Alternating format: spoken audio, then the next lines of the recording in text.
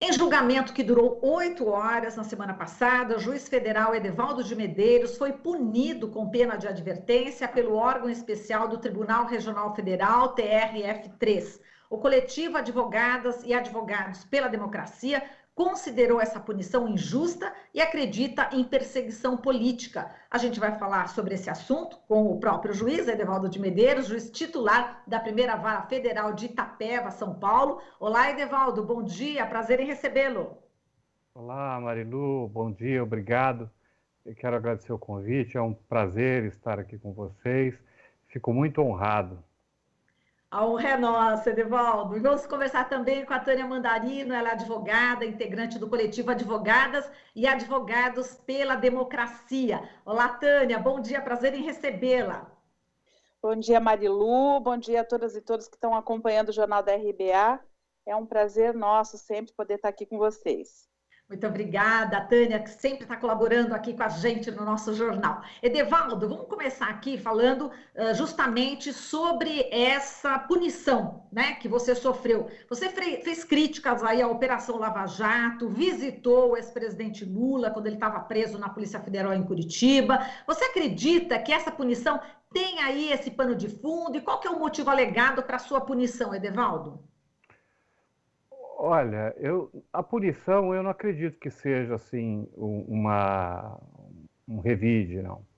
Porque ela foi estabelecida pelo órgão especial do tribunal, embora eu a conteste, eu acredito que ela precisa ser revista, vou recorrer dela, mas ela não tem assim relação com a acusação originária. A acusação, sim, que os procuradores fizeram contra mim, não tenho dúvida nenhuma de que era uma perseguição ideológica e política.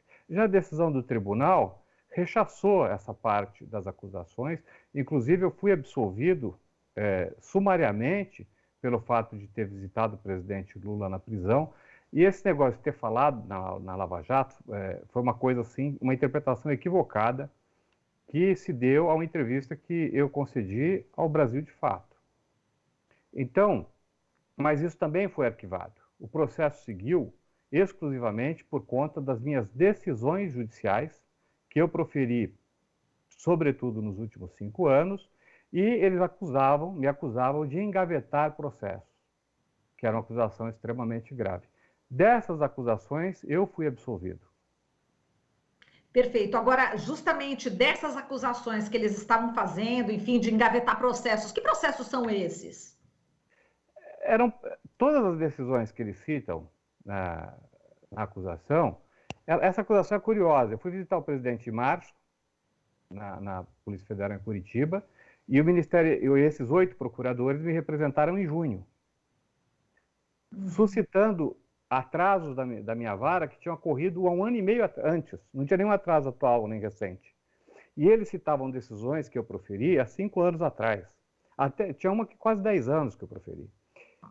Então, eram todas decisões judiciais. Se solta, se prende, porque solta e porque prende. Decisões que não estão sujeitas a controle disciplinar, porque os juízes não podem ser punidos pelas suas decisões, porque a magistratura precisa decidir. E foi nesse sentido a decisão do TRF. Perfeito. E Tânia, o coletivo Advogadas e Advogados pela Democracia, após esse julgamento, soltou essa nota, né, onde afirma que fica aí evidente que a punição aplicada ao juiz Edevaldo de Medeiros foi fruto de perseguição. Essa decisão visa intimidar outros juízes também, Tânia? Como é que você vê? Te causa estranheza esse caso? Marilu, esse é um caso muito pontual que se assemelha tem todo jeito, todo tipo, toda forma de perseguição política. Nós entendemos que essa representação que o doutor Edevaldo sofreu, por parte de 8 procuradores, estranhamente, 7 deles atuam na capital, um apenas, que não faz parte dos 8, que atua na comarca de Itapeva, foi testemunha e confessou ter corrigido a peça inicial, né? Nós entendemos que todo esse processo foi um processo de perseguição política. O doutor Edevaldo dizia outro dia, numa entrevista que ele deu em outro veículo, que se não fossem tantas acusações juntas, nem mesmo essa advertência ele teria levado, né, por causa de uma decisão que ele deu em 2017 e que foi, inclusive, recorrida para o tribunal, e o tribunal tomou a sua decisão lá. Então, é muito estranho na nossa avaliação, ainda que, com todo respeito, discordando do doutor Edevaldo, existe, sim, resíduos dessa perseguição política na própria sanção, que a gente espera que ele reverta por esses motivos, a gente espera que ele reverta em sede de recurso. Eu, outro dia, perguntei para o doutor Edevaldo o que eu queria entender, porque ele foi acusado de ter se imiscuído na instância do segundo grau, ou seja, de ter julgado sem dar a chance para o segundo grau fazer o que devia ser feito, né? Supressão de instância, que a gente chama em direito. Eu já vi supressão de instância, o segundo grau suprimia do primeiro. A do primeiro suprimir a do segundo é uma coisa interessante.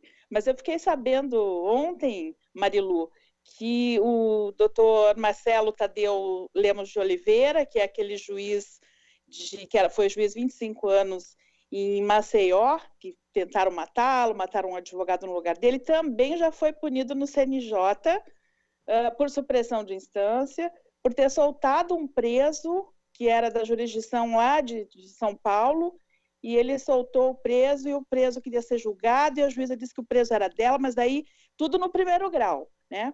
Então, assim, a gente vê com estranheza, ainda que seja uma pequena sanção, né? E teme, sim, que essas perseguições possam se reiterar, né? Porque daí não vai ser mais uma pequena sanção.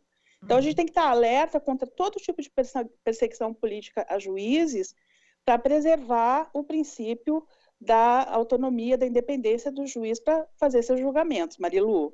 Exato. Bom, falando agora dessa independência judicial, né, que é muito importante, Edevaldo, queria que você falasse também um pouco o seu histórico. Eu achei muito interessante, li inclusive um artigo que a própria Tânia Mandarino escreveu e outras coisas, a gente investiga, né, também, entre aspas, né, a gente procura saber um pouco, né, do nosso entrevistado, e você é filho de um operário e de uma faxineira, não é isso, Edevaldo? E de alguma forma a sua história de vida determinou os passos que você tomou na sua carreira em busca de combater a injustiça social. Ser um juiz, né, humano, né, na linha humanista, não significa que ele seja parcial, não é isso, Edevaldo? Pois é, Marilu. É difícil para gente que nasceu na pobreza, né? Meu pai era baiano, migrante, nordestino, estudou 45 dias. A minha mãe estudou 60. Então, e eles sabiam ler e escrever. A minha mãe é viva, meu pai já faleceu. Então, é difícil para a gente que sempre conviveu com os pobres não se sensibilizar com as agruras dos mais desfavorecidos, né? Agora, evidentemente, como juiz, o juiz tem obrigação de imparcialidade e de aplicação da lei, né? Então, a gente compreende toda a situação, as necessidades, né? E aplica a lei conforme a interpretação da Constituição também. Quer dizer, e aí na sua trajetória, você se depara com casos onde a sua decisão vai ser definitivamente importante para a pessoa que está sendo ou absolvida, enfim. Eu queria que você contasse para a gente algum exemplo na tua carreira dessas decisões, né? Porque afinal de contas a gente está falando aqui, como você falou, de decisões que você tomou por um lado ou por outro. Gostaria que você relembrasse aqui. São vários casos marcantes, né, que a gente julga e alguns são assim mais doloridos, né? Alguns doem mais. Eu não gosto muito de julgar pensão por morte de mãe pedindo para filho, de mãe às vezes que pede pensão por morte de filho. Então, isso me dói muito. E aí é a questão da lei, né? Às vezes a pessoa não tem o direito, porque o filho não era contribuinte, alguma razão assim. Então, isso me toca profundamente e me estraga o dia quando eu tenho que julgar esse tipo de processo. Mas no direito penal tem um caso que me marcou bastante, que foi de um réu que ele ficou preso numa preventiva, e quando o processo não passou por mim, assim, não fui eu que decidi, era da minha vara, mas não fui eu que decidi, e a mulher dele estava grávida e teve o filho que nasceu morto, e ele não conseguiu ir no velório do filho. Isso, assim, foi uma coisa que me marcou demais, sabe? Então, às vezes, a gente se encontra na jurisdição e tem o lado humano do outro lado, né? Que a gente tem que considerar. O crime pelo qual ele respondia não era grave, não era uma pessoa condenada, mas, infelizmente, ele estava preso numa prisão preventiva e não deu as condições para ele. O juiz apreciou tudo e ele não pôde, não conseguiu, estava longe, né? Então, assim, não estou fazendo aqui nenhuma crítica à decisão dos meus colegas, longe disso. O fato, assim, me marcou, porque é uma pessoa ter um filho sepultado sem ver o rosto, mesmo, aquilo me deixou muito mal. Então, o juiz lida com essas coisas, né?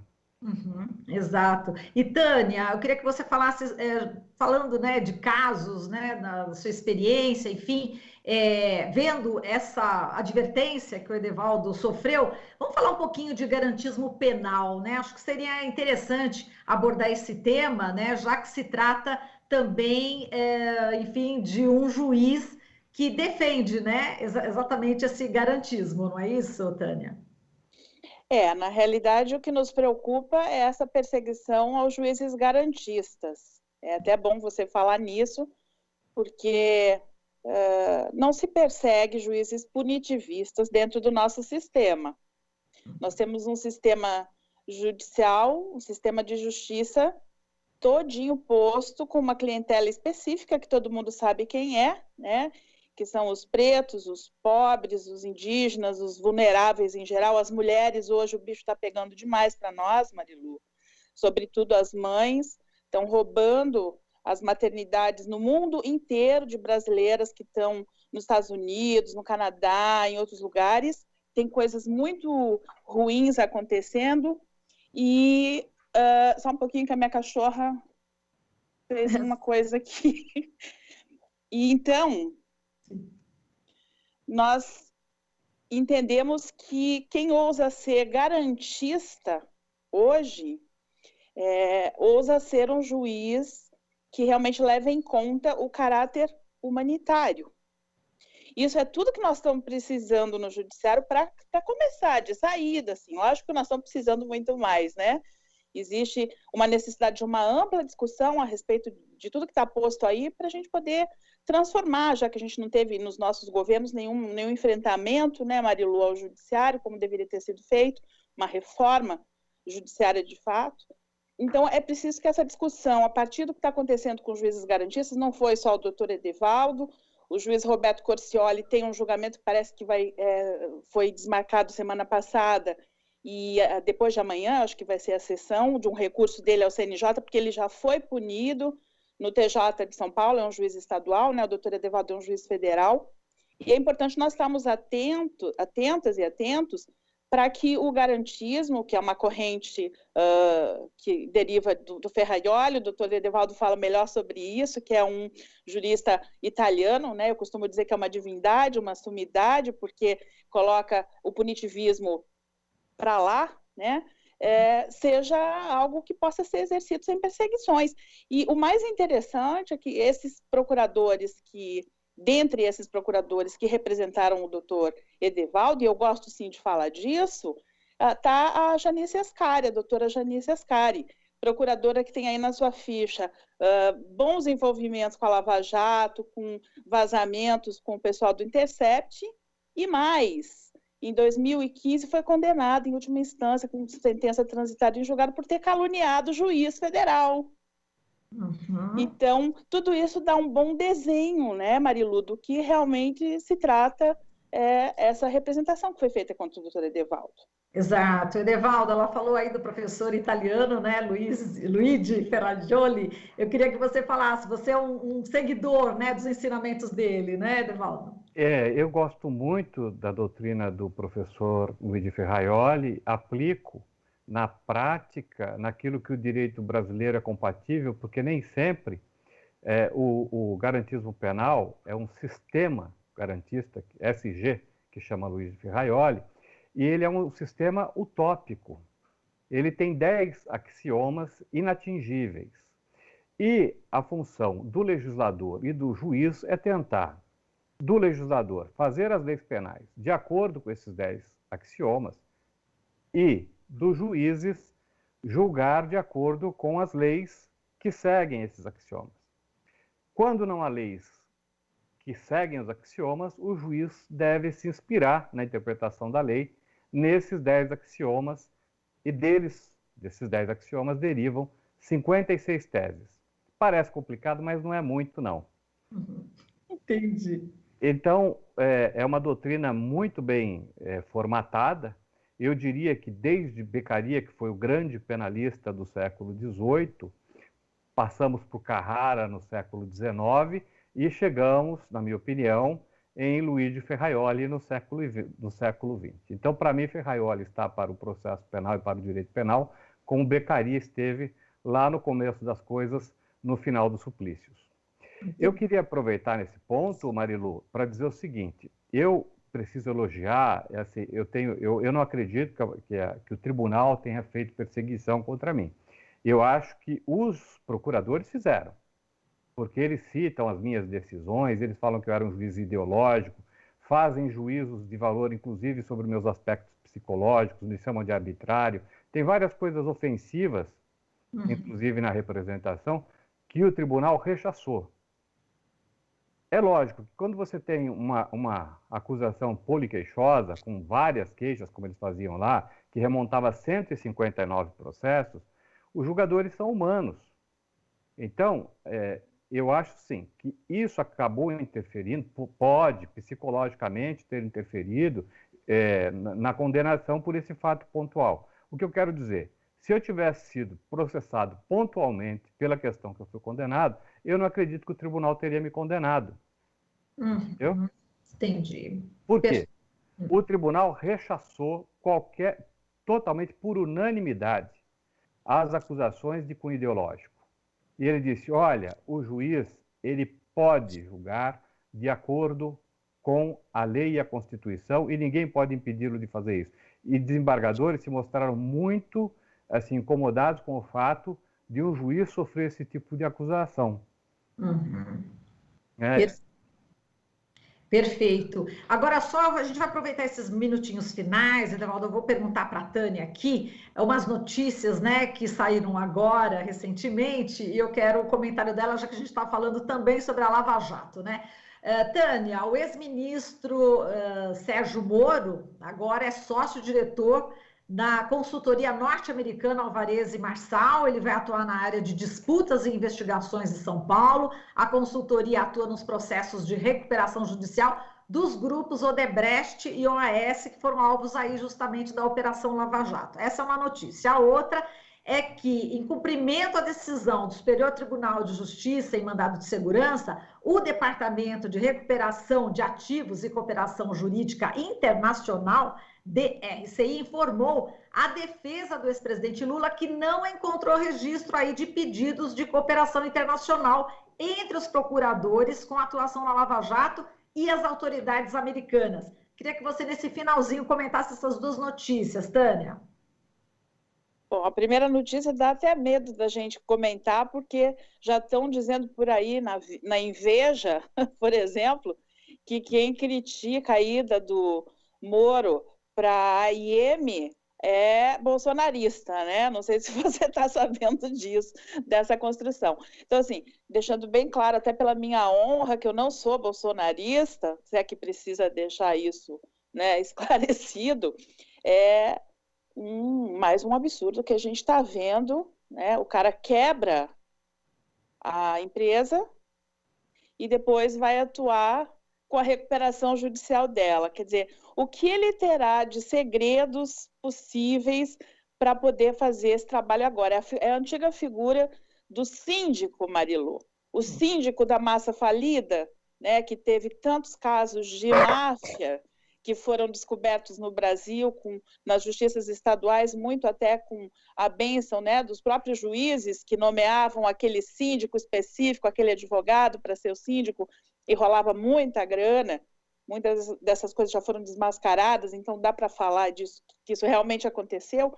Para mim, está acontecendo algo muito parecido com isso. Ainda que Moro diga que ele não vai atuar como advogado, não vai atuar no contencioso, né, no judicioso, mas ele também tinha dito que não ia ser político, lembra? Então, não dá para acreditar muito no que ele diz. É mais um absurdo, e nesse ponto, os nossos argumentos realmente são iguais aos argumentos do pessoal do Bolsonaro, que está em disputa com o Moro pela presidência de 2022. Com relação aos acordos de cooperação internacional, essa notícia é interessante, porque se não existem os propalados acordos, né, que a Lava Jato dizia existir, então não foi acordo, foi monordo, né? Foi uma coisa de um lado só, foi um acordo, só eles cooperaram e do lado de lá não teve nenhuma contrapartida. Eu acho que isso favorece bastante a defesa do presidente Lula, que com certeza vai saber o que fazer agora com relação a isso, né? É uma notícia bastante interessante, sim, eu acho que tem que prestar bastante atenção nela, e aí vão caindo as máscaras e as cartas da Lava Jato a cada dia mais, né? Não tem como. Cada notícia nova dessas, por mais que esse estado de perplexidade nosso seja já uma coisa tão constante que ninguém mais liga, mas é algo espantoso que faz com que a operação cada dia mais vá se tornando mais desmascarada, Marilu. Bom, Tânia, eu agradeço aqui a sua participação. Tânia Mandarina, advogada, integrante do coletivo Advogadas e Advogados pela Democracia. Um abraço para você, Tânia. Abraço, Marilu. Até a próxima. Até a próxima. Muito obrigada também ao Edevaldo de Medeiros, juiz titular da Primeira Vara Federal de Itapeva, São Paulo. Edevaldo, foi um prazer também falar com você, viu? Obrigado, Marilu. Eu agradeço o convite. Um grande abraço. Até mais. Você está ouvindo Jornal Brasil Atual. As notícias que os outros não dão.